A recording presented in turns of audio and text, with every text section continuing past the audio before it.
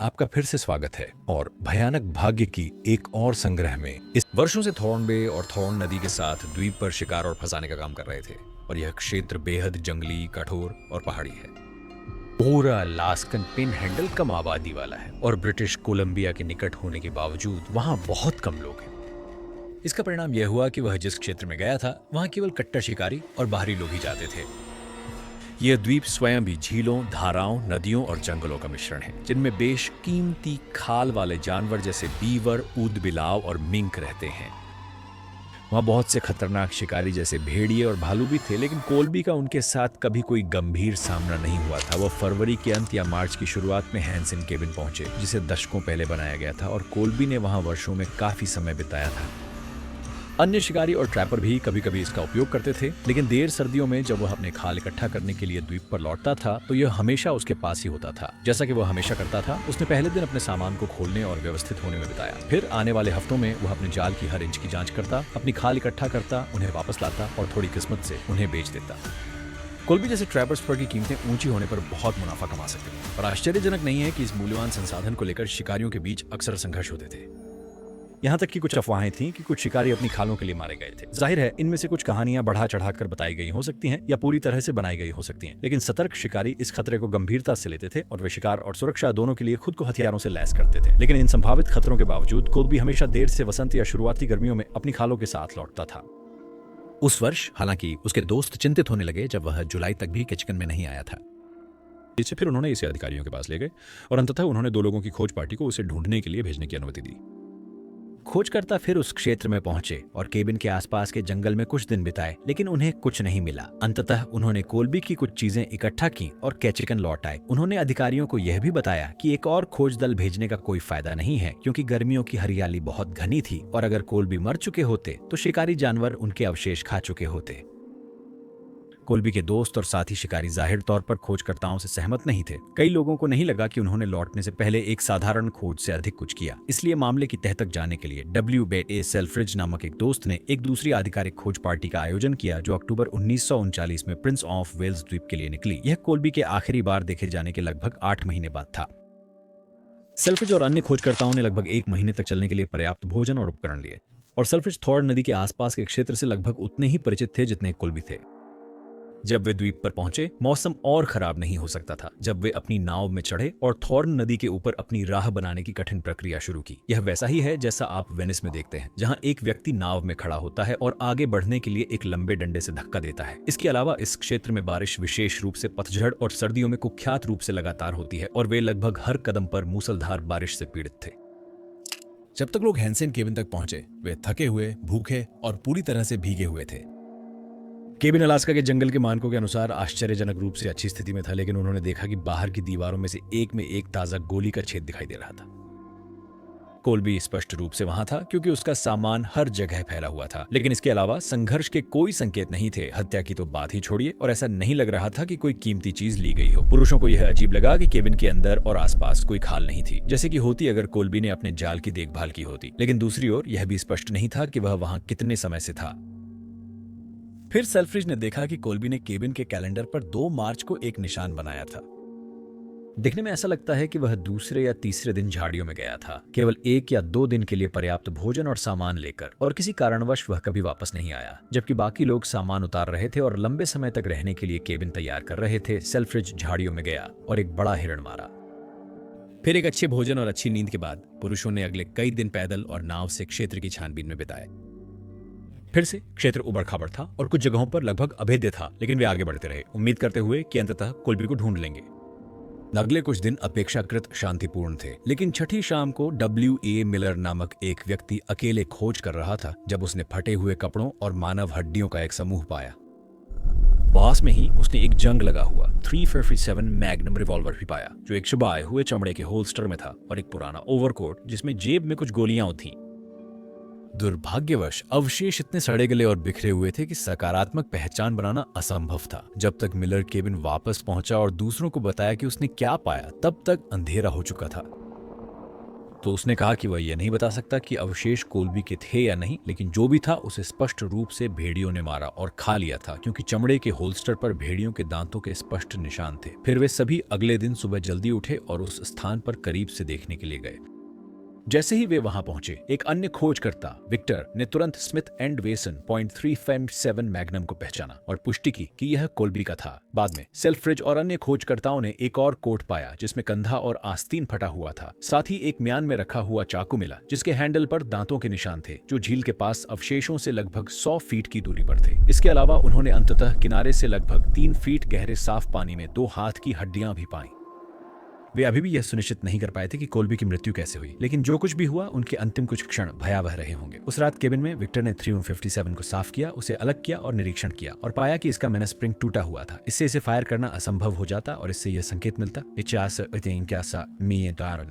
अफसर हत्या। हर कोई जानता था कि कोल्बी बंदूक चलाने में माहिर था और वे यह कल्पना नहीं कर सकते थे कि भेड़िया या भेड़िए उसे कैसे हरा सकते हैं जब वह हथियार लिए हुए था। लेकिन जब बंदूक टूट गई तो सब कुछ बदल गया।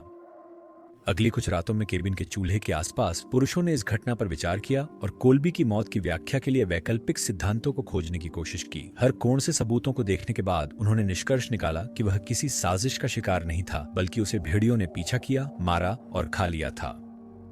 सेल्फ्रिज के अनुसार कोल्बी शायद जमी हुई झील के पार चल रहे थे जब उन्हें एहसास हुआ कि उनका पीछा किया जा रहा है।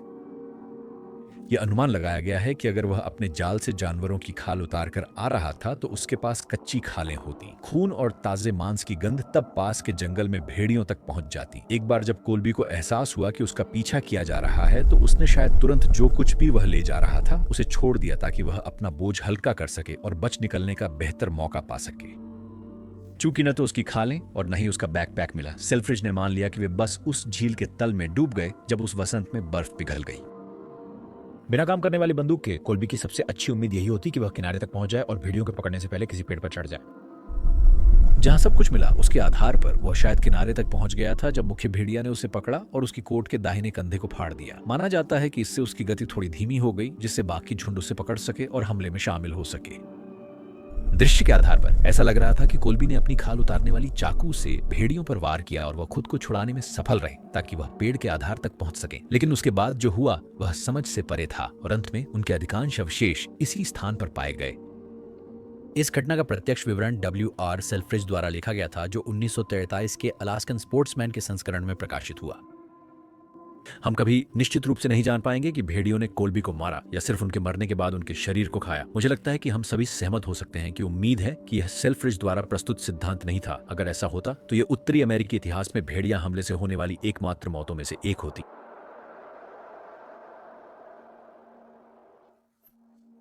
लियोनिद रोगोजोव का जन्म पूर्वी साइबेरिया के एक दूरस्थ कोने में वसंत ऋतु में 1934 में हुआ था। तब तक रूसी क्रांति को 1 दशक से अधिक समय हो चुका था, लेकिन हालात उतने ही कठिन थे, अगर उससे भी कठिन नहीं जितने की झारों के समय थे। जैसे उस क्षेत्र के अधिकांश ग्रामीण, लियोनिड का परिवार मुश्किल परिस्थितियों में बमुश्किल जीवित रह पाया। और दुख की बात है कि स्थिति और भी खराब हो गई जब उनके पिता का निधन 1943 में द्वितीय विश्व युद्ध में लड़ते हुए हो गया।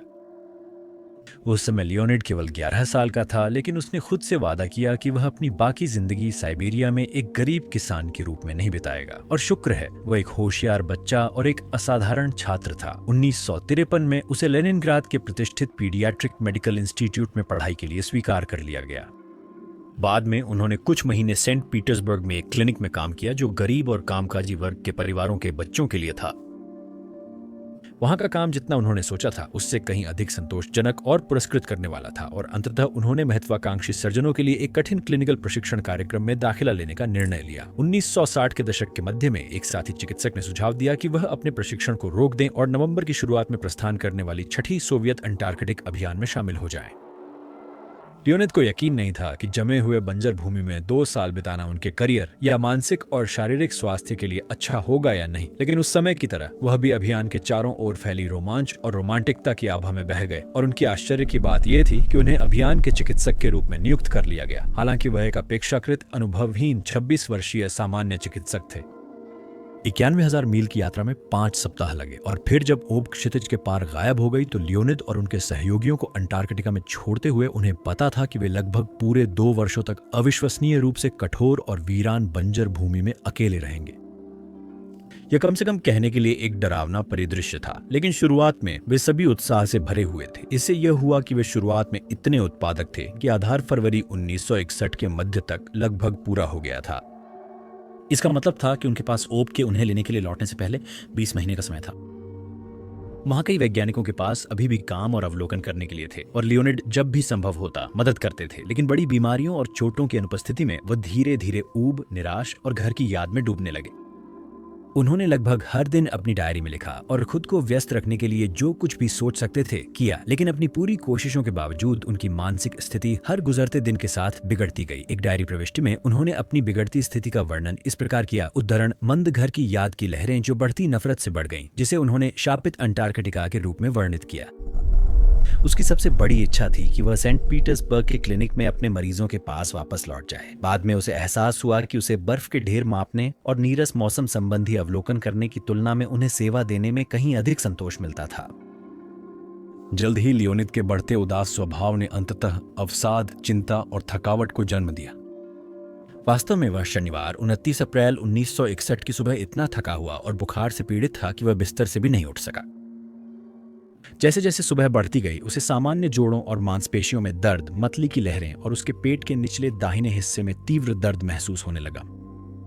फिर उसे एहसास हुआ कि यह शायद उस घर की याद से संबंधित नहीं था जो वह महसूस कर रहा था। जल्द ही उसे पूरा यकीन हो गया कि वह वास्तव में तीव्र अपेंडिसाइटिस से पीड़ित था। आखिरकार वह लक्षणों से परिचित था, क्योंकि उसने इस स्थिति का निदान किया था और कई बार सालों में अपेंडेक्टोमी। हालांकि शुरुआती 1960 के दशक में भी वे साधारण टॉन्सिलेक्टमीज जितने ही जोखिम भरे थे। कम से कम वे सेंट पीटर्सबर्ग जैसे आधुनिक शहरों में थे। अगर लियोनिड सोवियत संघ में होते तो वे सावधानी बरतते और अपनी अपेंडिक्स हटवा लेते, लेकिन यह एक दूरस्थ अंटार्कटिक अनुसंधान स्टेशन पर संभव नहीं था। और उस प्रकार के वातावरण में वह जानता था कि अनुपचारित अपेंडिसाइटिस मौत की सजा हो सकती है। अपेंडिसाइटिस कभी कभी अपने आप ठीक हो सकता है, लेकिन यह बहुत ही दुर्लभ है। और दूसरे या तीसरे दिन की दोपहर तक उसने निष्कर्ष निकाला कि चुपचाप बैठकर अच्छे की उम्मीद करना अब कोई विकल्प नहीं था। उसे स्पष्ट रूप से जल्द आपातकालीन अपेंडेक्टोमी की आवश्यकता थी, लेकिन निकटतम सोवियत अनुसंधान स्टेशन 1000 मील से अधिक दूर था। अन्य देशों के पास नजदीकी बेस थे, लेकिन किसी के पास अंतिम समय में चिकित्सा निकासी के लिए विमान उपलब्ध नहीं था। और भले ही उनके पास होता, विमान लैंड नहीं कर पाता, क्योंकि लियोनिद की चिकित्सा आपात स्थिति ठीक उसी समय हुई जब अंटार्कटिक मानकों के अनुसार भी एक महाकाव्य बर्फीला तूफान चल रहा था। लियोनिड को यह समझने में ज्यादा समय नहीं लगा कि मदद नहीं आ रही है और उसे अपनी खुद की अपेंडेक्टमी करनी होगी। यह केवल समय की बात थी, जब तक कि उसकी सूजी हुई अपेंडिक्स फट न जाए, और जब ऐसा होगा तो वह शायद 1 या 2 मिनट के भीतर मर जाएगा। तो इसके बजाय उसे अपने पेट को काटना होगा, अपनी आंतों को हटाना होगा, संक्रमित अंग को निकालना होगा और बेहोश हुए बिना या सेप्सिस का घातक मामला दिए बिना खुद को वापस सिलना होगा।